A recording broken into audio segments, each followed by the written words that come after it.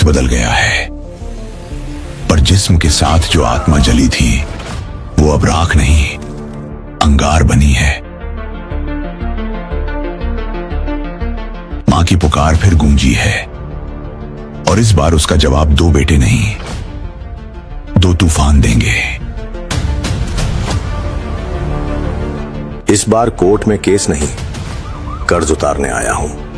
नाम मत पूछो, मां ने अब भी हमें करण अर्जुन बुलाया है।